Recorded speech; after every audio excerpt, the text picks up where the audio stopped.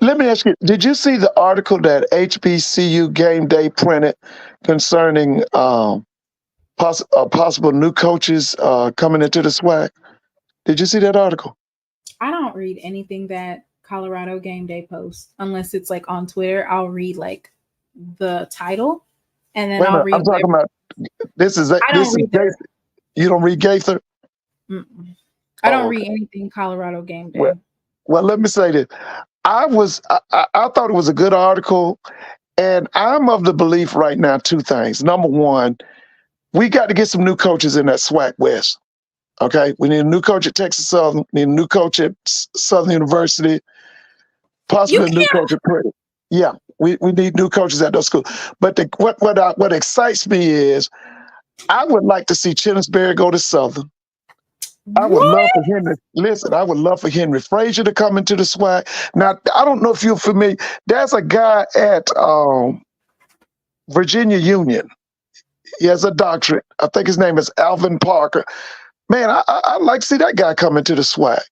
But the main thing is, and I said this about a week ago on another show, if we don't make some changes in the SWAC as far as coaching, I'm telling you, these folk you talking about them the highest of 7 years, them people getting ready to dominate the SWAC for years to come. Okay, because right now we don't have nobody on Willie Simmons's we don't have nobody on that man's level. Now the other thing the SWAC's got to do. Wait. But let me say this. He getting ready to win one now. But let me just say this. The other thing the SWAC has got to do. Listen, the SWAC has got to pay better wages, especially to these assistant coaches. These salaries that these guys are making in SWAC are ridiculous. When we talk about position coaches, coordinators, they got to open up the wallet so that we can attract. Because see, one of the things the SWAC is in need of right now, we have got to attract some of these coaches on that Division I level, Power 5, and see, can we bring some of them guys down to be our coordinators, whether it be offensive or defensive. We are in need of that. And these starvation wages that they pay, and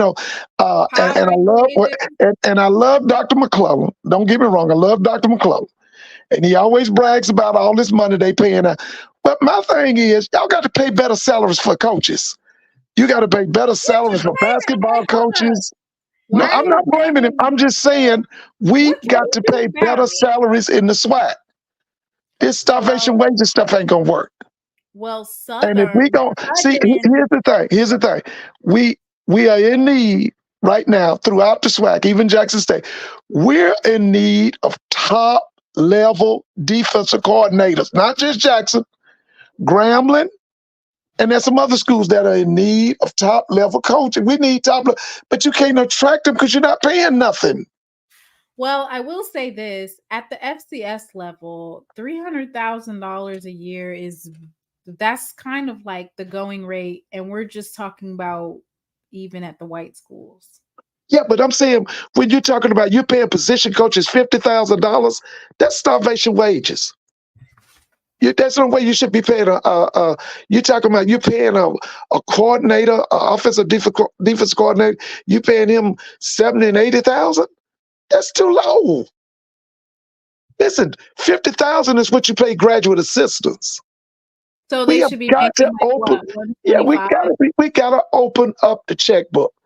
Listen. And where do we get this money from? Well, this is the thing, and this goes back to just HBCUs, period. Sports does not make HBCUs money. It's the research dollars that they get. That's what pays the bills. That's what makes the money. So from a president's standpoint, all of it, it's feel good. It looks good. It's good for recruiting and attracting. It's good for the culture. But realistically speaking, athletics is not where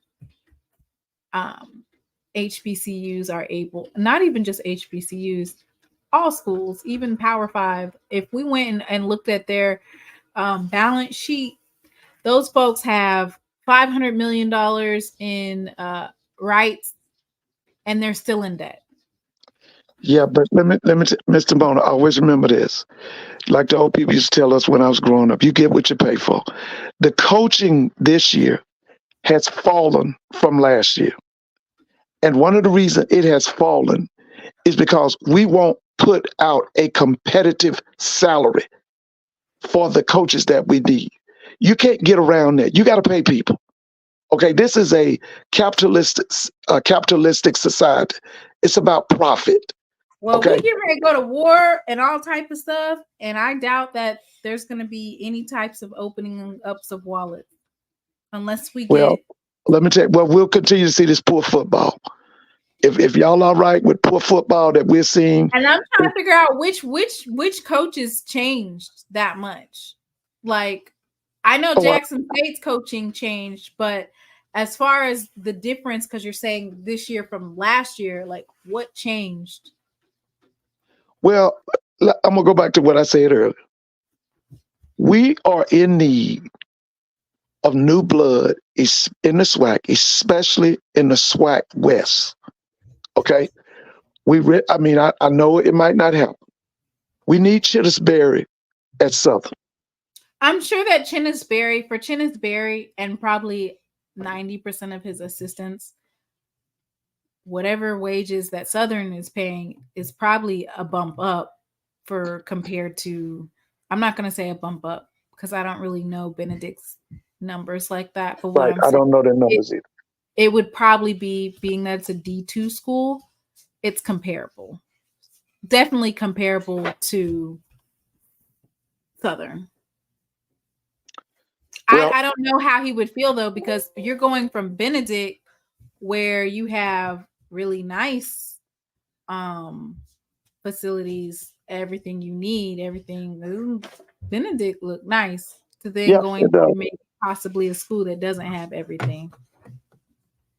Well, like I said, we have to make a choice. You know, you get what you pay for.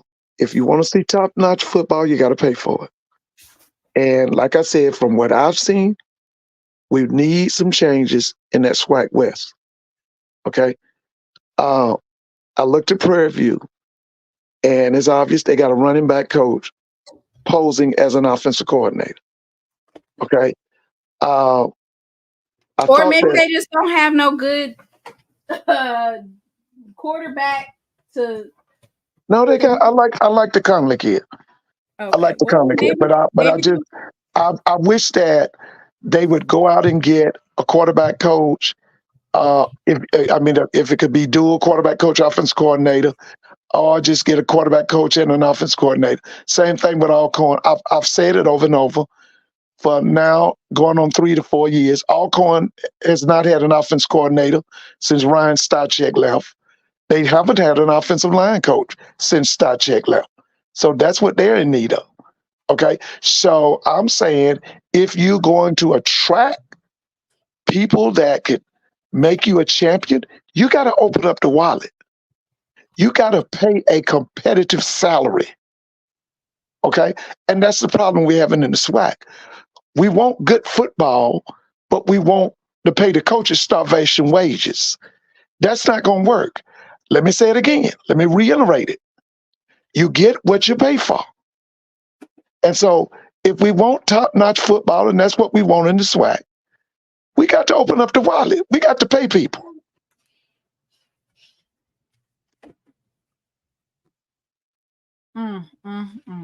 Okay, so what do you think's happening for the rest of the season then? You see these predictions up here. Do you think UAPB can beat Alcorn? No, Alcorn's hot right now. The thing with Alcorn is everybody's putting 7 and 8 in the box. This Allen kid has a vertical game. They're throwing the ball downfield. But the other thing is, this guy that's running the defense at Alcorn is underrated. Cedric, I think his name is Coach Cedric Thomas. At one time, he was the head coach at Arkansas Pine Bluff. He was on Jay Hobson's staff as defensive backfield coach. This guy's doing an outstanding job. Alcorn is hot. And I told Doc the other night, if they don't make some changes in Jackson, Alcorn's going to kick they behind in the vet in Jackson. Yeah. I'm just telling you now. I'm just telling you. I know, but I'm just telling you that they better make some changes. Because listen, man, Alcorn right now is hot. And I'm going to tell you right now, I'm going to be shocked if Southern goes in Alcorn and beat Alcorn. I don't believe it. I'm waiting to see that. Now, when is that game? When does Southern go into Alcorn? Somebody put it in the chat. When does Southern go into Alcorn? Somebody said Alcorn is overrated. Listen, they might be, but right now they dangerous on that west side. They dangerous. They got that Allen kid is throwing the ball downfield. They got a receiving core. Like I said, what most people are doing, they're committing 7 to 8 in the box because they're saying they're not going to let the Howard kid beat them. They want to take him away, which a lot of them are taking him away. But here's the thing. They throwing that ball downfield. They got a vertical game.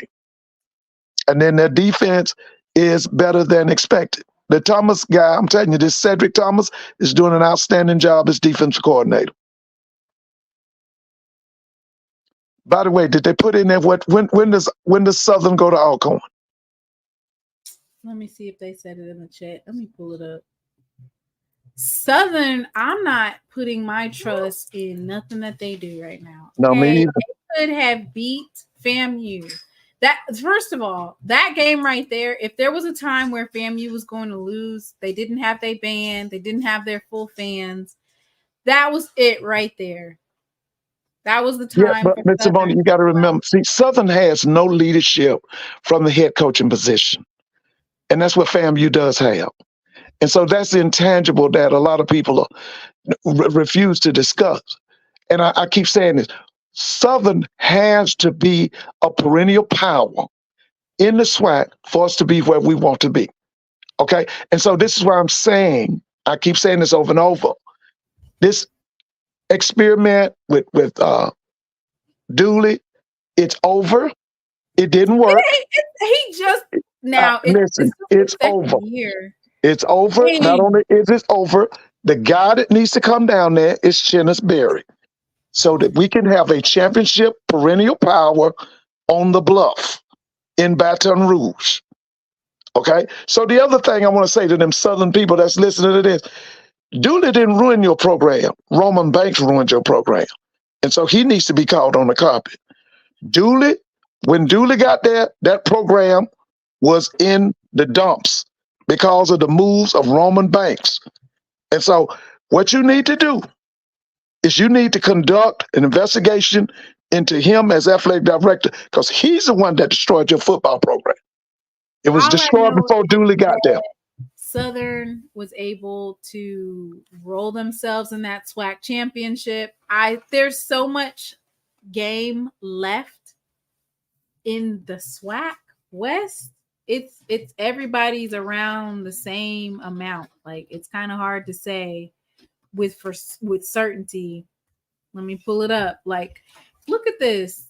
Everybody's 3-4, 3-3, 3-3, 3-4, 2-4. And everybody that's in the West. Is that in the conference? Huh? Is that in the conference? No, but we talking about SWAC West for right. I'm saying, well, I'm gonna tell you right now, the hot team in that SWAC West has got to be if it's not Alcorn, it's got to be Alcorn. It's got to be Alcorn. Prairie View got one up on them. Prairie View's 3-1, but outside of that, Southern and Alcorn are both 2-1. Well, when does Southern go to Alcorn? When does Southern go to Alcorn? November 4th. Okay, November 4th. Okay, so we still got a little time. And on top of that, after that, Southern goes against Prairie View the week after that. So it's that we'll see. Like I said, it'll shake out. In the West, that I know you're saying that everybody needs to clear out the room or whatever, but we need new blood in the West. We need new blood. Like I said, that Gaither article about those coaches who are eligible. Man, I would love to get Chennis Berry here out in the West. I would love to get that Frazier guy from Virginia State, this Parker guy from Virginia Union. Hey, those guys would be great in the SWAC, man. But we got to have some new blood in that SWAC West. We listen. That story is old. We've seen that. I know that some of y'all love because Dooley wears a pink suit on the field and all of that. I understand that, and you think he's cute and all of that. But baby, it's about championships. Southern's a championship school, legacy and history. We need a championship coach down there. Dooley's not a championship coach. McNair hasn't signed his new contract. He Who? didn't sign McNair. Oh, okay. He never renewed his contract when they brought it to the table for Well, him to sign. did they give Roman Banks a new contract at Southern?